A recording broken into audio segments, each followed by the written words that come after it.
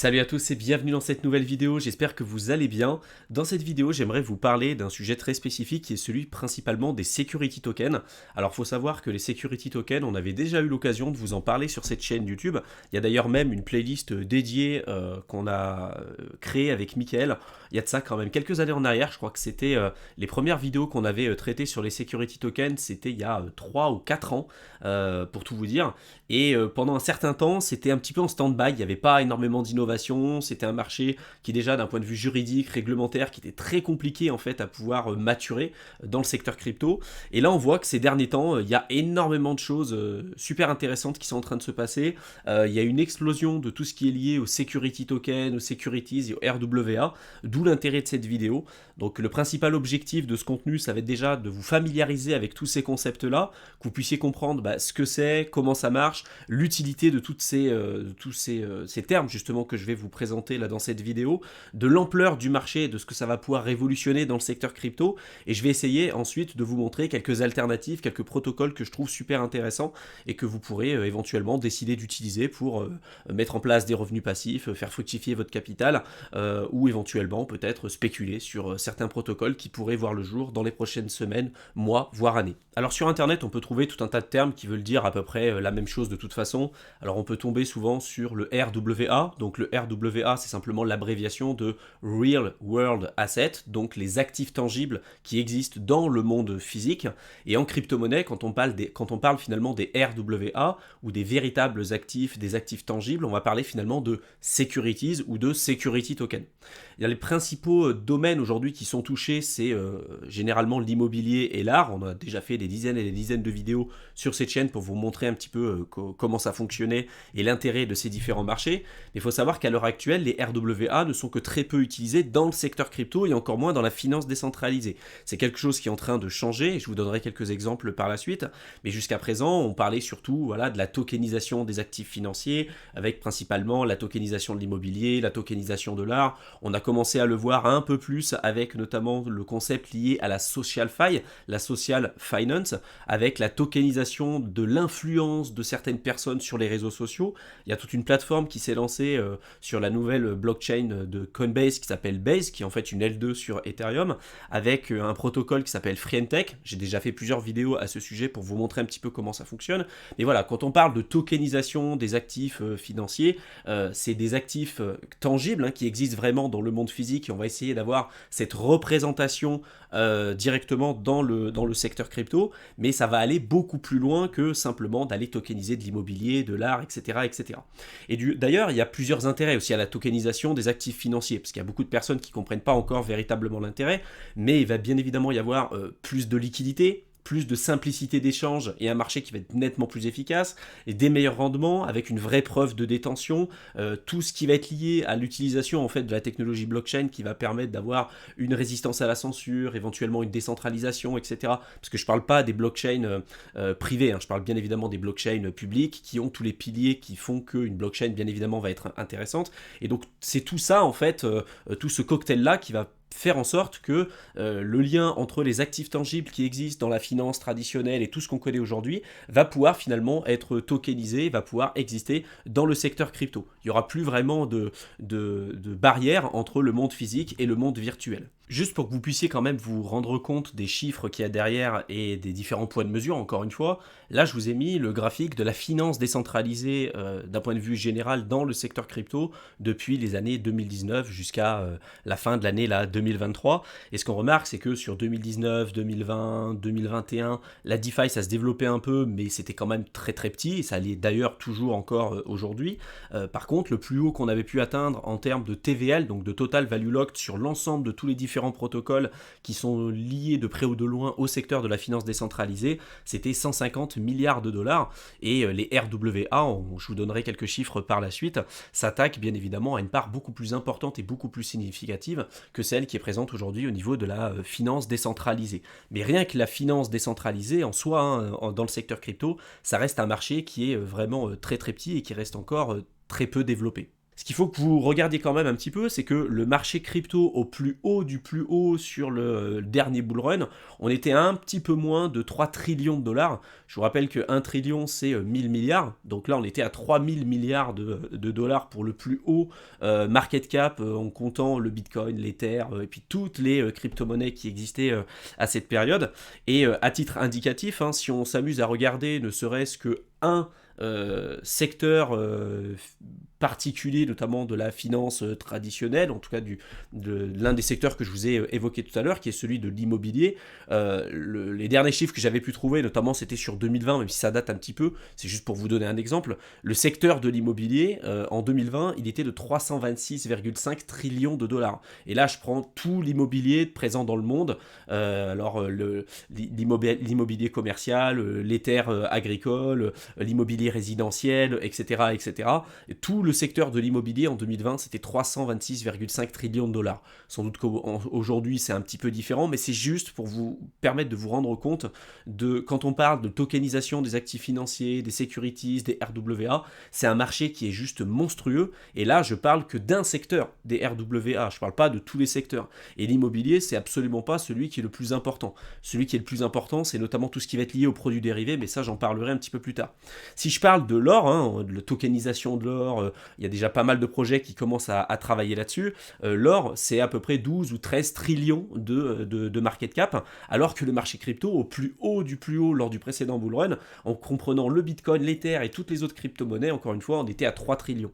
Donc c'est juste pour vous montrer que quand on parle de RWA, des securities, de la tokenisation des actifs financiers, c'est juste un marché qui est monstrueux, et là on parle que des marchés qui sont existants. Il y aura tout un tas d'autres marchés qui vont pouvoir être créés, comme par exemple le fait de pouvoir détenir une partie des actifs dans des jeux vidéo. C'est tout le secteur aussi de la GameFi. C'est des marchés aujourd'hui qu'on ne peut pas véritablement quantifier parce qu'il y a tout un tas de plans de marché qui n'ont pas encore pu être créés ni testés par le marché, mais qui feront partie intégrante de nos vies dans les prochaines années et qui pourront aussi représenter les dizaines et des dizaines de trillions de dollars. Donc le marché crypto, c'est pas que le marché de la réserve de valeur. Il y a tout un tas de choses, tout un tas d'innovations qui sont en train de se développer en ce moment, et les RWA, c'est juste quelque chose de monstrueux qui va venir apporter énormément de richesses et énormément de possibilités pour toutes les personnes qui seront capables de rentrer directement sur le marché et de prendre finalement les bonnes décisions. D'ailleurs, il y a tout un tas d'articles et de papiers de recherche que je vous présenterai, que je vous mettrai dans la description de la vidéo pour tous ceux qui souhaiteront aller un petit peu plus loin et qui souhaiteront avoir une vision, on va dire, un peu plus objective du contexte macro et de comprendre et de mieux cerner l'opportunité que peuvent représenter les RWA, principalement appliqués au secteur crypto. Avant d'aller plus loin, je voulais vraiment vous présenter cette infographie que je trouve vraiment super intéressante, malgré le fait qu'elle soit un peu vieille maintenant, puisque la première fois où cette infographie a été publiée, ça a été en 2020, donc vous verrez que les chiffres sont plus vraiment à jour, mais ça permet en un seul clic et d'un point de vue visuel vraiment de se rendre compte de l'ampleur du marché des RWA et surtout de la tokenisation des actifs financiers appliqués au secteur crypto, de ce que ça pourrait potentiellement représenter dans les prochaines années. Ce qu'il faut savoir, c'est que chaque petit carré que je vais vous montrer ici, c'est censé représenter la valorisation de 100 milliards de dollars. Donc on va retrouver tout un tas de marchés pour que vous puissiez vraiment vous rendre compte.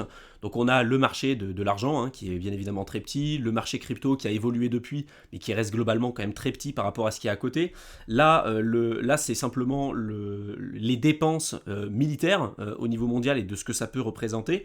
Donc bien évidemment, là, avec les conflits qu'on a eu récemment avec l'Ukraine, le conflit israélo-palestinien et tout ce qu'on connaît, les dépenses militaires ont littéralement explosé depuis 2020, mais c'est juste pour que quand même vous puissiez vous rendre compte de ce qu'il y a derrière.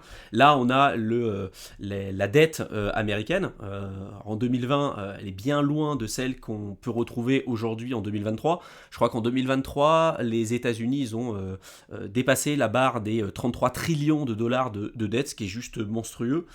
Si on descend plus bas, donc là on a la balance sheet de la Fed, l'argent qui était détenu par les milliardaires au niveau mondial, le marché de l'or, le marché qui était, les parts de marché qui étaient détenues finalement et les richesses qui sont détenues par les 500 plus grandes entreprises américaines. Donc à l'intérieur on retrouve Microsoft, Apple, Amazon, bien évidemment Google, Facebook, etc. avec ce que ça peut représenter en termes de carré. Et là on arrive sur des choses sérieuses. Alors le stock market c'est le marché action, avec à chaque fois les différentes bourses dans lesquelles on va pouvoir acheter, vendre et échanger finalement ces différents actifs, avec les principales bourses, donc notamment le New York Stock Exchange, le Nasdaq et puis les autres plateformes d'échange. On va retrouver la money supply avec les différents agrégats monétaires, donc le M1 et le M2. Vous voyez déjà que par rapport au secteur crypto, on est quand même à 2 poids de mesure. Et là, on arrive sur quelque chose d'encore plus sérieux. Le marché de la dette, il est juste monstrueux. C'est ce qu'on appelle aussi les obligations. Donc là, on a les obligations, enfin en tout cas le marché de la dette des ménages, des gouvernements, des entreprises, du secteur financier, etc., etc. On arrive au secteur de l'immobilier. Alors le secteur de l'immobilier, il est énorme et le plus gros marché, c'est bien évidemment le marché résidentiel. On a aussi le marché commercial et puis le secteur de l'agriculture avec les parcelles agricoles. Là, c'est toute la richesse qui est détenue au niveau mondial. Donc vous voyez ce que ça peut représenter, hein, avec la répartition plutôt géographique cette fois-ci, avec une majorité qu'on retrouve principalement en Europe, en Amérique du Nord, et puis éventuellement dans le marché asiatique avec l'Inde et la Chine, qui ont pris plus de parts de marché ces derniers temps, parce que c'est des pays qui ont clairement le vent en poupe. Et là, on arrive sur l'un des plus gros marchés, qui est souvent méconnu, je trouve, parce que souvent quand on parle des RWA, on va souvent parler de l'immobilier, on va parler de l'art, on va parler vraiment de la tokenisation des actifs financiers en fait qu'on a l'habitude de voir. Mais il faut savoir que l'un des marchés, même le marché le plus important, le plus prédominant qui existe dans la finance traditionnelle et qui va aussi s'appliquer au secteur crypto, c'est le marché des produits dérivés. Et quand je parle du marché des produits dérivés, vous pourrez vous rendre compte de ce que ça peut représenter avec le nombre là de carrés qu'il y a à l'intérieur. C'est un marché qui est juste monstrueux, et quand on parle justement de tokenisation des actifs financiers, encore une fois, on ne parle pas uniquement que de l'immobilier, on ne parle pas que des actions, des obligations, etc. Il y aura bien évidemment aussi tout un tas de choses qu'on sera amené à faire avec les produits dérivés, et puis d'autres marchés qui seront amenés à se créer, comme l'un des secteurs que j'ai évoqué tout à l'heure, qui est notamment celui de la GameFi. Maintenant que je vous ai présenté globalement le marché du RWA, que je voulais comparer au secteur crypto, au secteur de la DeFi, etc., etc., on va parler spécifiquement du marché des RWA et de ce que ça peut représenter aujourd'hui, en tout cas à l'heure actuelle, dans le secteur crypto. Donc là, c'est la courbe en fait en jaune, et à l'heure où je tourne cette vidéo, on voit que sur 2022, c'était encore très très faible, même sur 2021, c'était clairement inexistant. Ça se développe de plus en plus, et là, on a eu un boom en fait sur la fin de l'année 2023, avec aujourd'hui une TVL, donc une Total Value Locked sur l'ensemble des différents protocoles qui se sont lancés sur le marché RWA dans le secteur crypto, qui dépasse à peine 2 milliards de dollars. Donc 2 milliards de dollars par rapport à l'ensemble du marché et les différentes cases que je vous ai montrées tout à l'heure avec l'infographie. Bien évidemment que ça représente rien du tout. Même dans le secteur crypto, si on le compare au secteur de la DeFi, ça représente rien. Donc voilà, c'est clairement un marché qui va avoir le vent en poupe. Il y a énormément d'opportunités, d'où l'intérêt encore une fois de cette vidéo. Donc si on regarde les principaux protocoles qu'on retrouve sur DeFi Lama qui sont liés de près ou de loin au secteur des RWA, donc on va retrouver le ST-USDT sur Tron, ça aussi j'en parlerai un petit peu plus tard. On va retrouver Ondo Finance, Realty, on a déjà eu l'occasion d'interviewer les fondateurs de Realty sur la chaîne YouTube. Vous les retrouverez dans la playlist live si c'est un sujet qui vous intéresse. C'est un projet super intéressant parce que justement on parle vraiment de tokenisation des actifs financiers, et c'est pas quelque chose qui arrivera dans 10 ans, encore une fois, on est capable de l'utiliser aujourd'hui et maintenant. Il y a bien évidemment plein de progrès à faire, on en est encore qu'au tout début, mais il y a déjà des protocoles qui sont disponibles aujourd'hui et maintenant, et il y a la même version aussi dispo, je crois que c'est sur Algorand, qui s'appelle Lofty, qui est un peu la même chose que Realty en fait sur Ethereum, mais là vous l'avez également aussi sur Algorand. Donc bref, j'en parlerai un petit peu plus tard, mais aujourd'hui les principaux protocoles qui sont lancés dans le secteur du RWA, on va retrouver les principaux, donc le ST-USDT de Tron, avec Ondo Finance, Realty, et puis également Marple RWA, qui est un projet que j'affectionne particulièrement parce qu'il y a énormément d'opportunités super intéressantes que vous pourrez retrouver là-dessus. Donc le ST-USDT de Tron, on voit que pareil, depuis le début de l'année 2023, ça s'est pas mal développé et ça s'est énormément accéléré justement sur la fin, plutôt sur les 2 derniers trimestres de l'année 2023. À l'heure où je tourne cette vidéo, on a une TVL de 1,8 milliard de dollars, donc ça représente quand même l'écrasante majorité de la TVL qu'on retrouve aujourd'hui à l'instant T, au moment où je tourne cette vidéo, sur le marché des RWA dans le secteur crypto. Et ce qu'il faut savoir, c'est que quand on parle du ST-USDT, c'est aujourd'hui la première plateforme RWA du réseau Tron où les utilisateurs vont pouvoir avoir la possibilité possibilité de miser de l'USDT pour environ des rendements de 4,18% d'APY. Donc quand on parle d'APY, c'est on prend en compte les intérêts composés. Automatiquement, les intérêts qui sont générés par le capital vont être automatiquement réinvestis pour mettre en place vraiment les intérêts composés. Et là, en fait, en utilisant l'USDT, on va le tokeniser sur la plateforme, on va recevoir des ST-USDT, et ces rendements qu'on va recevoir en détenant ces ST-USDT vont provenir en fait de l'investissement qu'on aurait pu faire, qu'on va faire indirectement dans des RWA. Alors ça peut être dans des obligations, ça peut être sur des prêts court terme, etc., etc. Tout ça c'est expliqué sur le site officiel de la plateforme, vous pourrez y jeter un coup d'œil, mais en gros les rendements ils viennent pas de nulle part, hein, bien évidemment. En gros vous utilisez vos actifs pour permettre d'apporter de la liquidité ou faire le pont entre la finance traditionnelle et le secteur crypto avec certains gros acteurs qui auraient besoin de cet argent-là, et vous, pour le risque que vous prenez et puis pour l'argent que vous allez mettre à disposition, vous allez être rémunéré au fur et à mesure du temps. C'est des rendements qui peuvent être amenés à fluctuer, ça varie énormément. Il n'y a qu'en France principalement où on va avoir des taux d'intérêt qui vont être fixes, notamment dans l'immobilier, mais généralement si vous regardez un peu de partout dans le monde comment ça fonctionne, aux États-Unis et même ailleurs, à chaque fois on a des taux d'intérêt qui sont variables, et dans la crypto ça représente vraiment tout ça. Il y a un autre protocole aussi qui se développe beaucoup en ce moment, et je ferai une vidéo dédiée là-dessus, je pense un petit peu plus tard, qui s'appelle Ondo Finance. Et sur Ondo Finance, aujourd'hui, on a une TVA à peu près 205 millions de dollars, donc c'est très petit, même si c'est l'un des protocoles les plus importants à l'heure où je tourne cette vidéo dans le marché des RWA. Et vous avez la possibilité, en fait, directement, en utilisant vos USDC et certains actifs que vous avez à votre disposition, d'investir en fait directement dans des obligations, dans des prêts court terme, un peu de la même manière, même si le fonctionnement n'est pas tout à fait similaire que le ST-USDT, mais en gros, vous pouvez faire le pont entre vos cryptos et les actifs qu'on peut retrouver dans la finance traditionnelle. Là, c'est ce que je vous ai mis juste en dessous, hein. Ondo Finance va investir directement dans des fonds négociés en bourse, très liquides, et va permettre aux détenteurs de stablecoins de tirer parti du rendement tout simplement de ces actifs. Alors ça fonctionne principalement en échangeant des stablecoins contre des USD, donc contre des dollars, qui seront ensuite utilisés pour acheter des actifs. De nouveaux jetons sont créés et vont refléter finalement ces investissements, puis vont être déposés dans le portefeuille de l'utilisateur. À mesure que ces actifs génèrent du rendement, celui-ci est ensuite réinvesti dans davantage d'actifs, et lors du rachat, ces jetons de fonds sont brûlés et les utilisateurs recevront en retour de l'USDC. Ce qu'il faut savoir aussi, c'est que récemment, Ondo Finance a lancé un nouveau projet, un nouveau protocole dans son infrastructure qui s'appelle le USDY. Je ferai une vidéo dédiée, je pense, sur la chaîne YouTube un petit peu plus tard parce que sinon la vidéo serait bien trop longue. Mais ce qu'il faut comprendre en fait avec ce USDY, c'est un peu comme une sorte de billet tokenisé. C'est un peu ce que j'ai mis à l'écran, qui va être surcollatéralisé par des obligations court terme de l'État américain et des dépôts bancaires. Donc en fait, encore une fois, on va avoir les actifs crypto qui vont nous permettre d'investir dans la finance traditionnelle et de recevoir comme ça des récompenses en USDT, en USDC, et de pouvoir faire le lien après entre les RWA, les security tokens, la finance décentralisée, vos stratégies long terme de buy and hold, en fait ce que vous voulez. Il y aura vraiment un lien avec tout ce qu'on connaît aujourd'hui et ce qui sera amené à se développer dans les prochaines années. Donc je vous mettrai tous les liens dans la barre d'infos pour ceux qui voudront en savoir un petit peu plus là-dessus, notamment sur Ondo Finance. Donc vous avez la possibilité d'investir sur des obligations court terme et puis sur ce que j'ai dit tout à l'heure, certains dépôts bancaires avec le protocole USDY qui va vous permettre de gagner comme ça des rendements au fur et à mesure.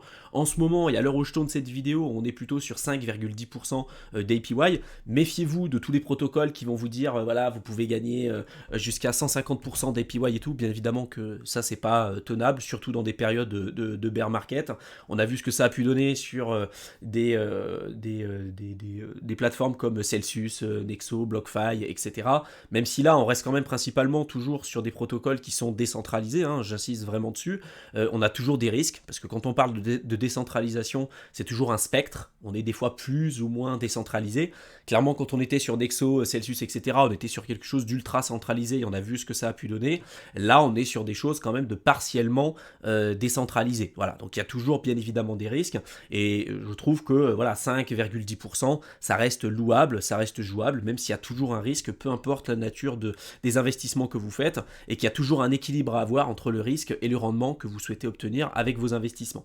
Il y a également d'autres protocoles, je vais passer assez vite, parce que sinon la vidéo serait bien trop longue, mais des protocoles super intéressants, comme par exemple Polymesh, qui est un projet d'infrastructure vraiment pour le lancement et la mise en place des securities, parce qu'aujourd'hui, si vous voulez lancer des security tokens, il y a tout un volet réglementaire, juridique, et donc c'est compliqué en fait de pouvoir rentrer directement sur des infrastructures si vous n'avez pas tout le cadre en fait qui va avec.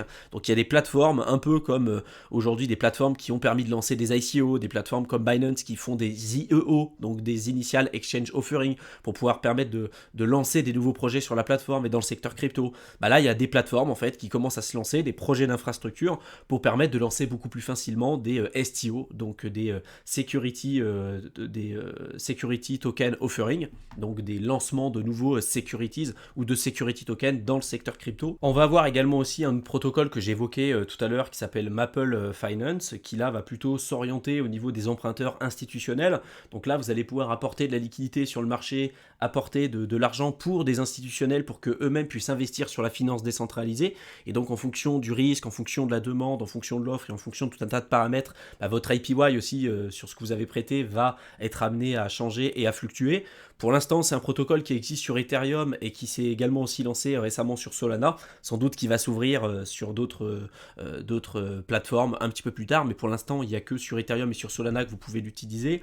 Il y a également aussi le protocole Goldfinch.finance qui va plutôt se concentrer sur les prêts aux entreprises liées vraiment au monde réel et plus particulièrement aux entreprises des marchés émergents. Donc aujourd'hui, vous pouvez décider avec vos crypto-monnaies de financer peut-être certaines structures, certaines infrastructures, certaines entreprises dans les pays émergents, et eux, en fonction de leurs besoins, ils vont demander plus ou moins d'argent, et vous pourrez être rémunéré par rapport à l'argent que vous allez prêter directement à ces entreprises, et en fonction aussi du risque lié à chacune de ces entreprises. Ce qu'on remarque, c'est que pour l'instant, la dernière fois que j'avais regardé, on était jusqu'à 7,6% de rendement payé directement en USDC, avec à peu près 100 millions aujourd'hui de dollars qui ont directement été prêtés à différentes entreprises sur les marchés émergents. Donc voilà, c'est juste pour vous montrer un petit peu ce qui est en train de se développer en ce moment. On n'en est encore qu'au tout début. Je dis pas que toutes ces alternatives et toutes ces plateformes sont super intéressantes. Il y a bien évidemment des risques à chacune d'entre elles, mais voilà, je trouve que c'est super important de se rendre compte en fait de ce qu'il y a derrière, des innovations qu'il y a à l'heure actuelle, et de voir après finalement si vous souhaitez y participer ou non.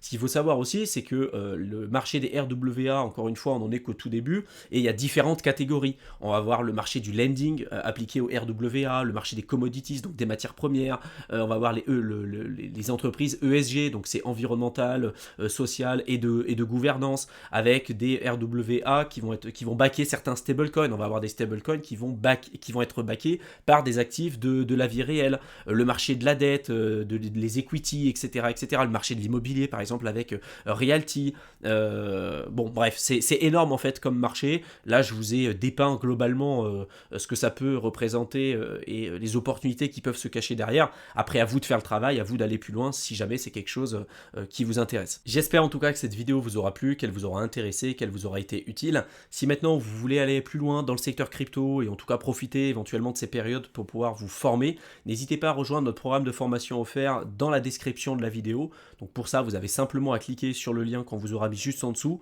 Vous allez être redirigé sur une page. Là, il va falloir que vous mettiez votre adresse mail et un mot de passe et vous pourrez vous connecter directement à votre espace membre.